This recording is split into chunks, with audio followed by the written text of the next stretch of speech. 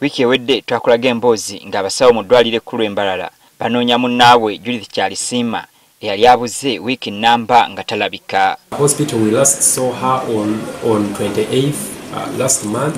That is when she had reported to commence her internship. Kati olwaleero bano kibaweddeko okubategeeza ng'omulambo gwa Kyarisiima bwe guzuuliddwa ku lubalama lw'omugga Rwizi.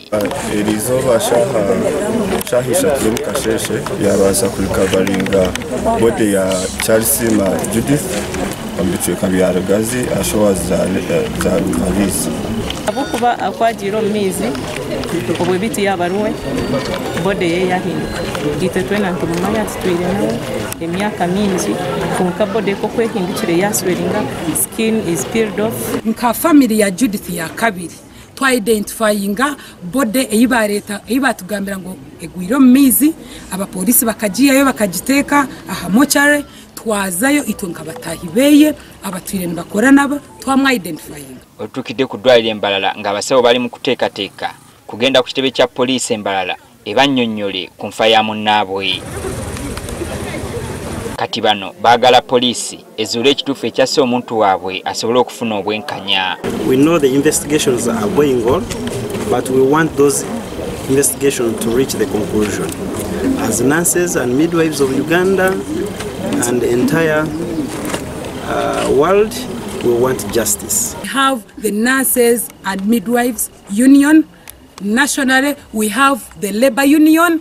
Buri bamwe bona. They need justice. We need justice. Asekora postmortem kumanya nenchi icha mayitire. If it was a murder, actual murder, it was a suicide. So, nchotkwenda kwa identifying. But also, no kuwasa kwihaho samples ambirogo kuwasa kureba tantu wasa connecting abantu abamwe abakuteekateeka okuba babiri bamwe. Poliisi eriko abooluganda lw'omugenzi be yali yakwata okulibba Justice akwasibwe mikwano gya ebiri ko n'omukozi wa waka bagiyambeko mu kunoonya Kyarisiima yali tamanyiddwako mayitire. But of course because of the privacy ya family tutwenda kukigabaho munonga paka tubanze kutunga obujulizi bukwasa kurumereza na n'ababanda butuyine n'ubutararye tukabasa kubaha amazina gabo na mukimu kikubakwata. Judith Kyarisiima yabadde omuzaalisa omukulu ku ddwaliro ekkulu Mbarara nga yatandika okukola ku ddwaliro lino mu mwaka gwa 1997.